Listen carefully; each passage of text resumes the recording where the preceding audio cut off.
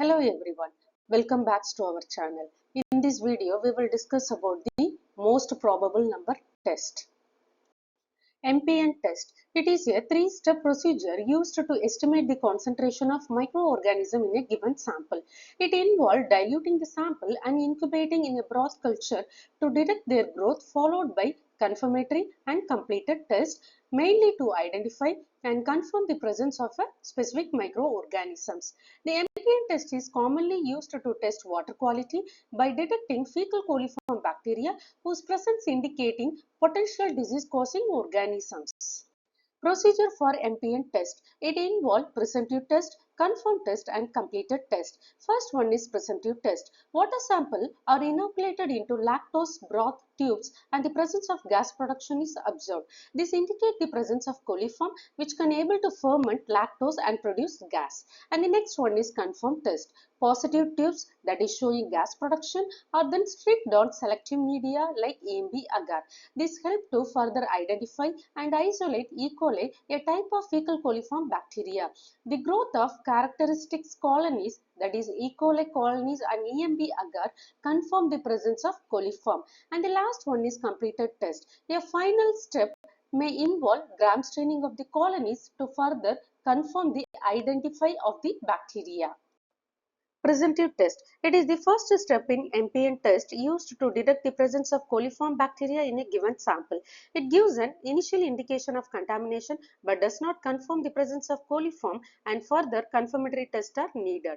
Purpose. The presumptive test shows the presence of coliform bacteria based on gas production and acid formation in a lactose broth medium. Procedure. Inoculate measured volume of water into lactose broth tubes with inverted Durhan tubes. Use 3 or 5 set with varying sample sizes. Example 10 ml, 1 ml and zero point 0.1 ml. Incubation. Incubate at 35 to 37 degrees Celsius for 24 to 48 hours. Observation. Positive result shows gas in Durhan tubes plus acid. Yellow color change due to pH drop. Negative result. No gas or color change. Interpretation. Record the number of positive tubes for each dilution. Use the combination to estimate the MPN value from standard tables. Confirmed test. It is a second step in the MPN test used to verify the presence of coliform bacteria indicated by the presumptive test. It helps to rule out false positive caused by non-coliform bacteria that also ferment lactose. Purpose. To confirm that gas production in the presumptive test was due to coliform, not other bacteria.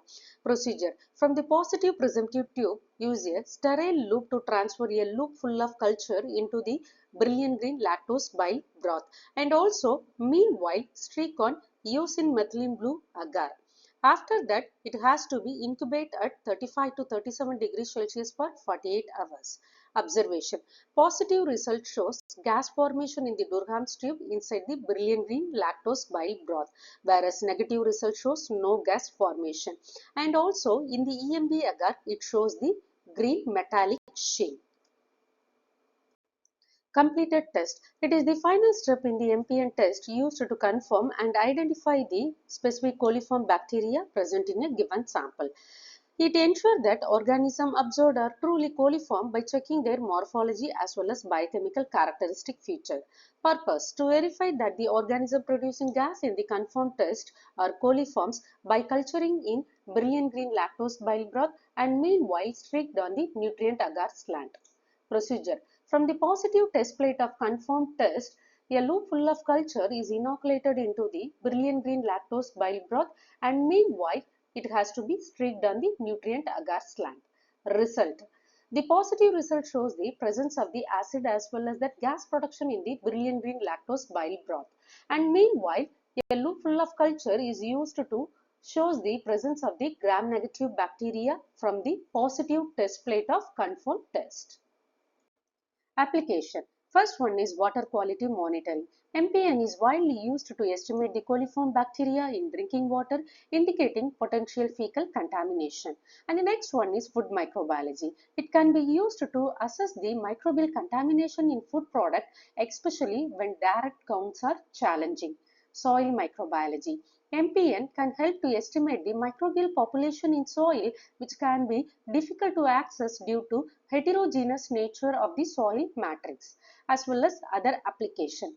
MPN can also used in various other contexts where estimating microbial concentration is very important, such as environmental monitoring, pharmaceutical and industrial processes. Thank you. Like, share, comment and subscribe for more videos.